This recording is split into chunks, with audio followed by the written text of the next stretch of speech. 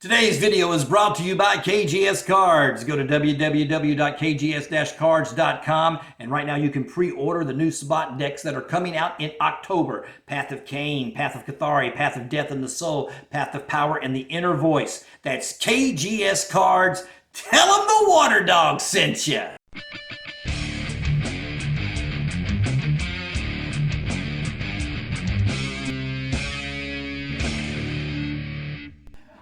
Greetings and salutations, and welcome to Reading Between the Lines. I am your host, the Water Dog, and with me is the man, the champion from Wave of Insanity this Friday in the Gulf Coast Roast, New Orleans. That is Chris Franklin. Hey, man. Hey, good what's job. up, Kelly? Good job, brother. Chris is going to go through his deck for us today. Before we do anything, please do me the kind favor of hitting that subscribe button. It means a whole lot to me, and I really appreciate it. All right, Chris, long time coming, man. It's been a long time coming, yeah. So when was the last time you did win? Last time I won a tournament was 2008. Wow.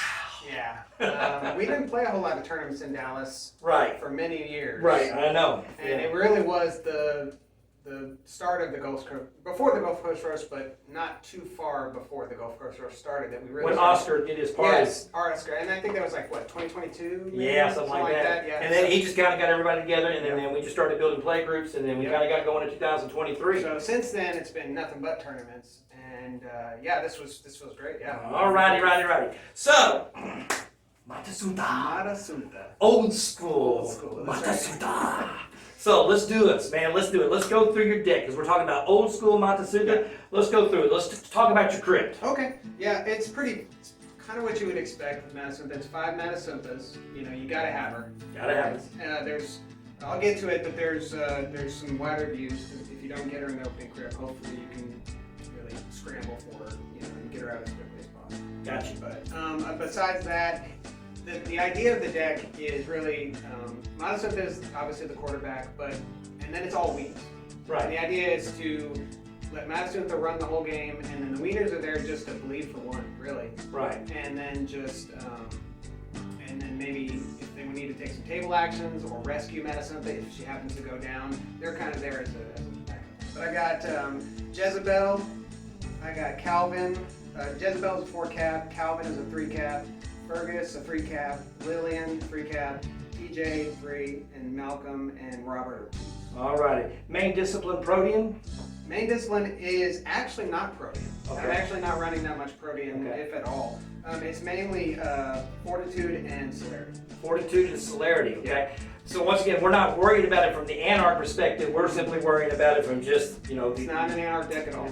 So we're just going with those disciplines. All right, let's go to the library. What you got for Masters? All right, Masters. It's a pretty basic Master package because the Masters shouldn't be that crucial, but they're there to support the deck, obviously. So I've got Echo Terrace, always good in a Gangrel deck, and they're all Gangrel, so should see that. I've got 2 Fames.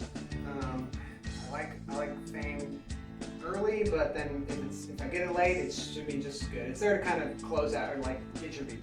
Right. Close out the VT. 2 Giant's Blood. I went with 2 Giant's Blood because I want to see it. Right. And I want to see it every day. And I want to see it before. It's the Carl Schaefer card. Yeah. I go back to Carl Schaefer said, play with Giant's Blood. Yes. And I want to see it before anybody else does. Right. So, 2 is you're not going to see it every game, and some people are going to play it before you, but hopefully you see it. Gotcha. A Perfectionist is there, because Matasuntha, the deck she can run low if you don't get certain cards when you need them. She can run low. Right. And then you're in a danger zone. You need to play more conservatively. Gotcha. Tension in the ranks. That's no brainer there. 2 Vessels and 2 Valines. They're there to either, if you're feeling good about Matasuntha's blood, you can take off of her, or if and then if you put the Vessels on there to get her back up if you need to. Now, ironically, I just did an entire video over Blood Points. Oh, yeah. And I ranked Vessel at number 1. Yep. So, Vessel or Blood Dog, which one are you preferring? And especially for like big cat vampires. I say when it comes to a big cat vampire case, Vessel's better because you want to have the ability to put something on it during the unlock, okay? Yeah. Or if you needed the Jake Washington, you can do that. Yeah. And the other thing, trifle. I mean, even though I'm losing the pull, the trifle to cycle, I just think is just so important. Certain decks I will run Blood Dogs, but mainly it's Vessels. I think Vessels is definitely number one. Yeah, For sure. yeah. I'm not alone, folks. Yeah, I'm not alone. All right, let's go through it. All right. Last two are MasterCards are 2 wider views, and they're there if you just as a backup plan if you don't get Matasuntha in your opening grip. Hopefully you have a wider view in your opening hand, and you can just get her as soon as possible. All right, let's get to it. So we got actions next. Actions. This is a multi-rush combat deck. Gotcha. So it is what you would expect, but I've got different actions because I want to be able to multi-rush. Correct. Right? So I've got 2 ambushes, 5 deep songs, 2 Nose of the Hound, Taunt the Cage Beast, 2 of those, and 2 Tear of Souls. Right. Right? I've also got 1 Rewilding, because it's awesome. Yes. If you're playing Gangrel, it's just to be able to take out the location, and it still does the 2 pull damage. So it's if you're playing Gangrel, you play with a couple of rewind, and it's just what you play. Yeah, and 1 Shadow of the Beast because it's another action that Matasuntha can do in a turn if you want to if you got the untaps, it's never bad to put a Shadow of the Beast on Matasuntha. Absolutely. All right, so then we go next. We got equipment. 4 equipments, and it's all stuff that you would expect. Bold Convergence on Matasuntha. The fact that she has superior aspects is awesome. Yes. IR goggles because it's a combat deck, but it's close combat. So if they have a gun, right, I want to be able to guarantee. And I have maneuvers in my combat package, but I want to be able to guarantee if they have multiple maneuvers, I want to have multiple. Gotcha. All right. And then Kevlar Vest, that is a really important card in this because even though I am running prevention, the fact that I can have a guarantee prevent 1 every combat, it adds up more than you would think. Got it. It definitely does work. And then Sniper Rifle. In certain matchups, Matasuntha with a Sniper Rifle is really, really good. Gotcha. Okay, so that's the equipment. Do we got anything else in action territory? 1 more is Alchemy. Okay. Just a look at the hand. Just a look at the hand. It's an action. It's another action to multi-act with. So. Now, did it ever come into play during the tournament? Yes. Okay. Yeah. Nothing that I can remember that really swung a combat, but it's always good to know what you're facing.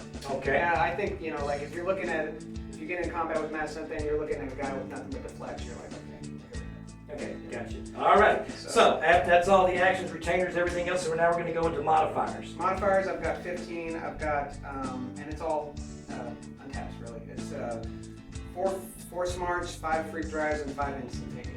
Okay. So that I can do pretty much hopefully one each round. Okay. And an inkle cog.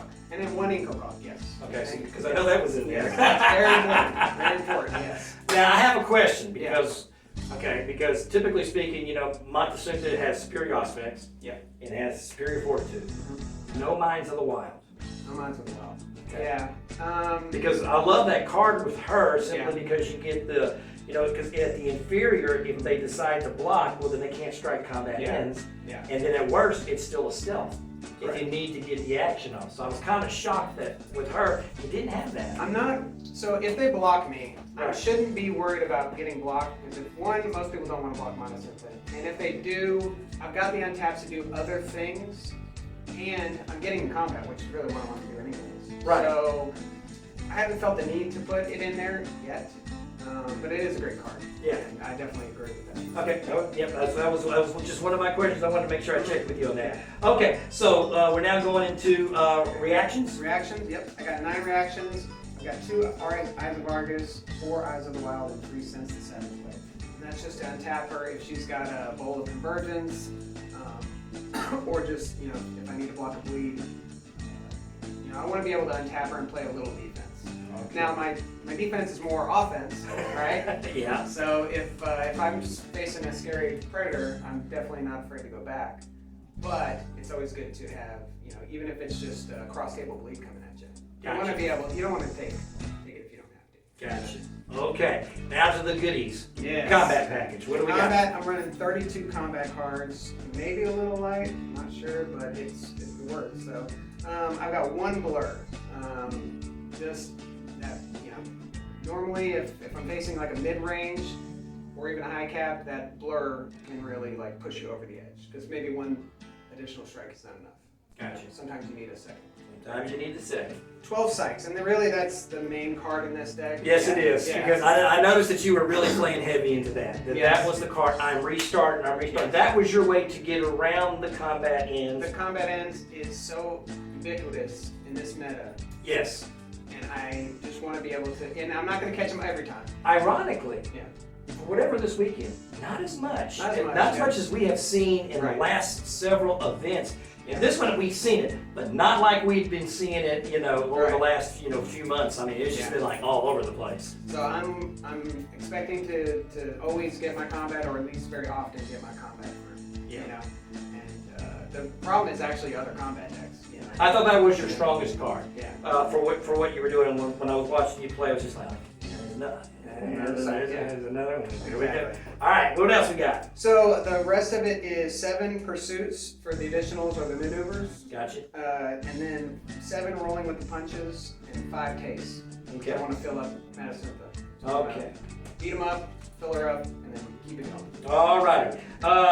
Final card. Final card, 1 Dragon Mount. 1 Dragon Mount. So that is the deck. It's a great deck list. Worked out great for you. It was 2 rounds and a final. Just briefly, let's talk about the first round. First round was crazy. My prey was Geed. And Matasuntha versus Geed is not what you want to see in the first round.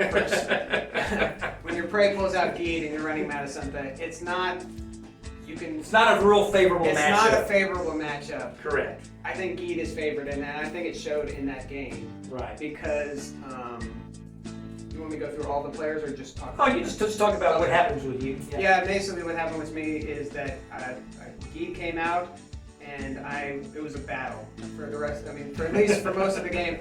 Matasuntha went down 3 times. I had to pull her out of torpor 3 times. First time she went down, Geed played like 7, Typhonic Beast. Yeah. Just chewed through all her life, put her down. Got her out with one of my weenies on the next round. Giant's Blood, which was crazy. The card. Top deck to Giant's Blood. At the right time. At the right time. At the right time. It didn't win me the game, but it kept me in the game. But it kept you in the game. Yes, it did. Yes, it did. And so I pulled her out, had the Giant's Blood on her, and she went to work again. And I knew that I just had to keep playing because if I had any chance of winning, or at least staying in the game. Because you never know when the tide's going to turn. Yes. Or if the situation for a player changes. Yeah.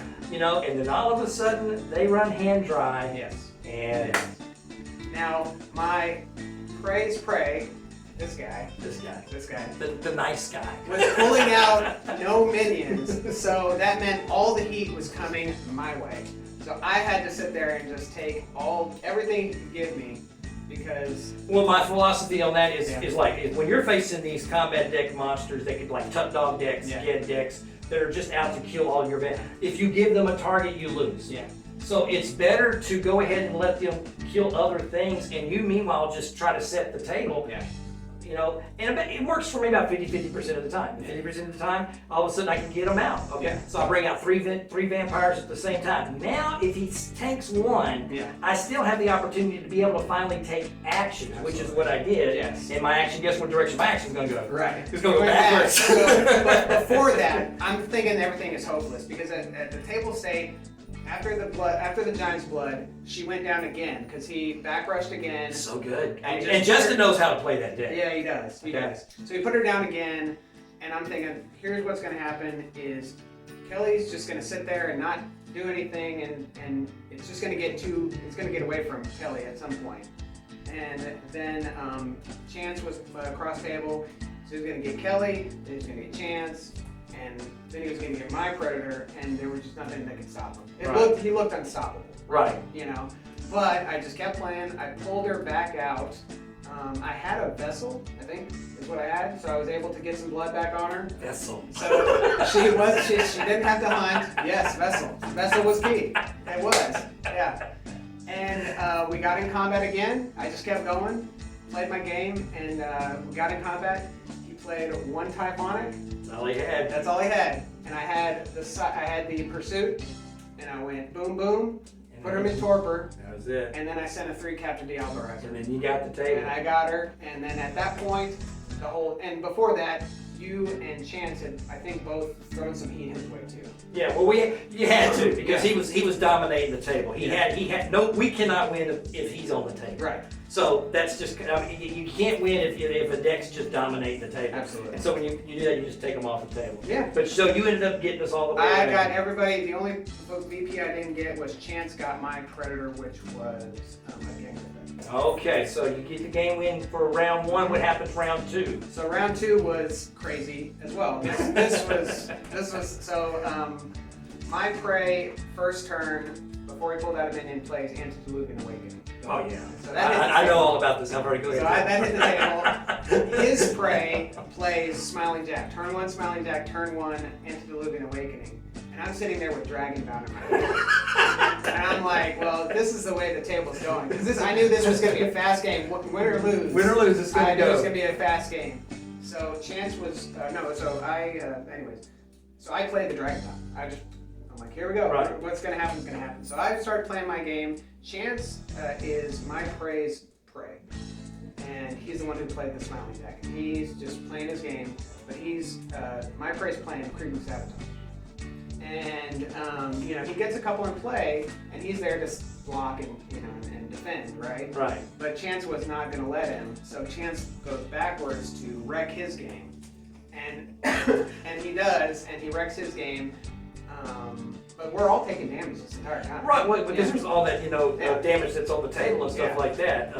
All that environmental damage is just floating around, so you're all having to tough it out. Exactly. So So I'm more focused on this side of the table. The other side of the table, they're doing stuff, but they're not really putting a whole lot of pressure down. And I'm thinking that the Chance is just going to run away with this game. Because he's got his minions, he's got Bruja, and he's running, and it's running well.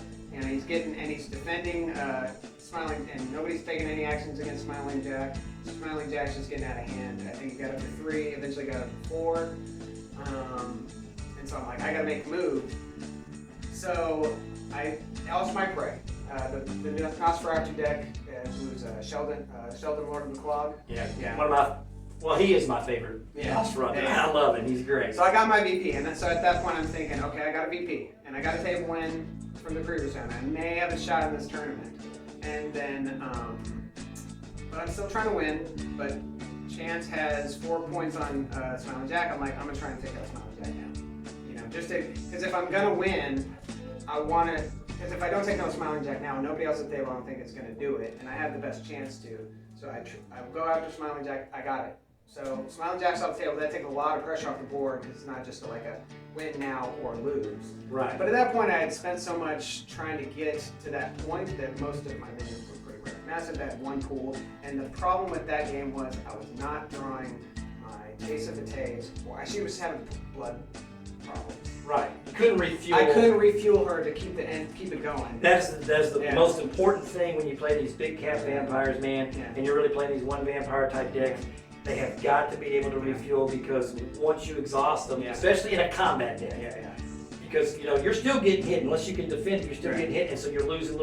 So yes, refueling is vital. So I wasn't able to do it. I couldn't because I would put minions down, and I was Matasuntha's special to gain a pool for every time you put a minion down. It was working. I was gaining pool, but I wasn't getting blood back on Matasuntha. Right. Gotcha. So and I bloated a lot during that game to keep myself in the game. Right. Because of all the pool damage flying around. But I could not get any blood on her. I didn't draw the Giant's blood that game. I didn't draw the Taste of VTES, so all I had was a Pestilence. So she was sitting on 1 pool, or 1 blood for most of the game.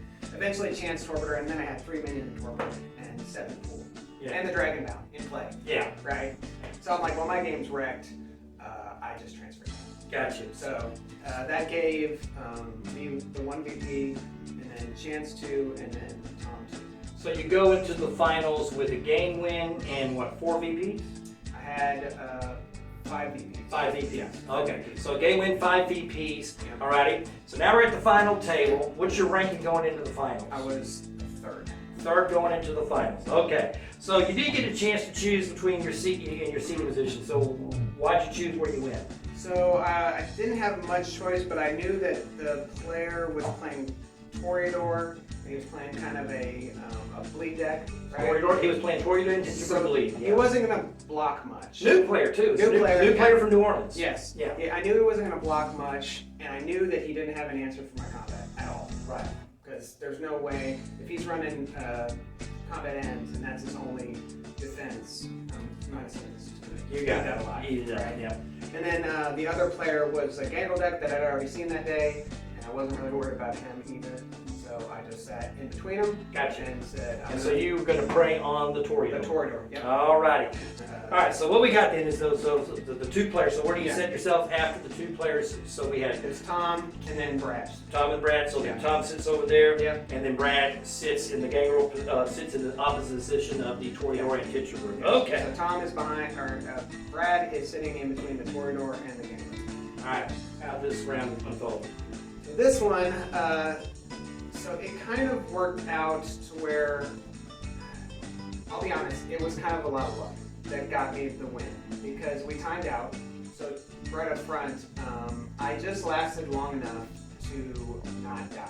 Gotcha. And I got 2 VPs. So I got the Toreador deck. Again, I knew how I was going to roll that to get my prey. And I knew how that was going to roll, and pretty much how it worked how I thought it was going to.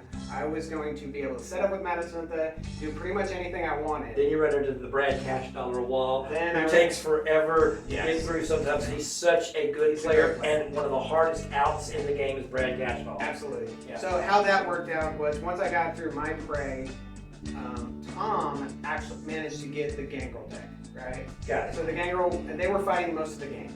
Gotcha. So the Gangrel deck and Tom were fighting, and so eventually Tom got through the Gangrel decks. Then it comes down to me, Brad, and Tom, right? And really what it was I was bloating a lot and I really was waiting, trying to get through Brad, but You took your time. I took my time. I was patient because I knew that Brad was going to be hard to get through, and I was going to have to play it well and not misplay.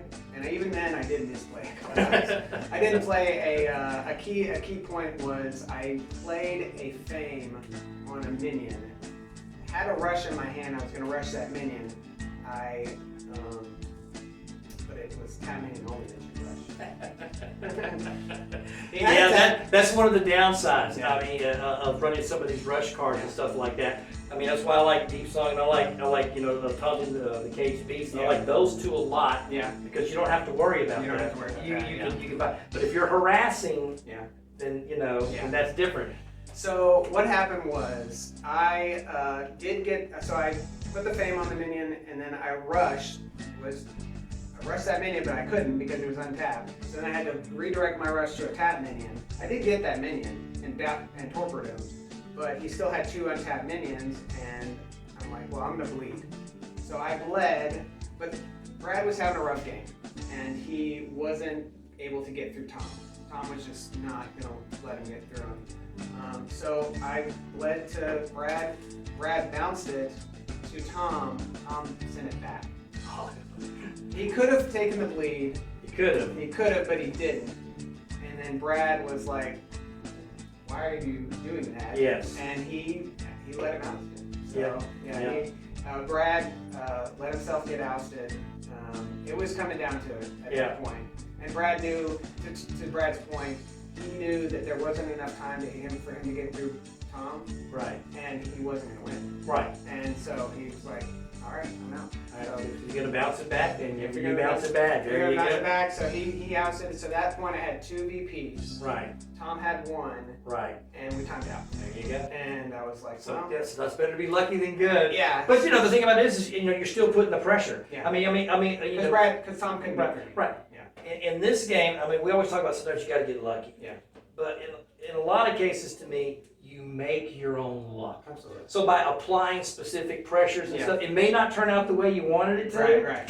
You see what I'm saying? Mhm. But it turns out something positive. Yeah, So absolutely. that's how that works. Yeah. No, it was good. I just kept playing my game. I just tried to not make any mistakes, even though I did. Of course, I always make a mistake, But it wasn't a critical mistake that cost me the game. And that was really what it was. Well, man, congratulations, Appreciate man. Great job. Thank Love you. it, love it, love it, Appreciate man. Hey, man, Chris Franklin, he's your champ, man. He is the man. And hey, we appreciate you watching. I'm the Water Dog. This has been Reading Between the Lines, and y'all take care.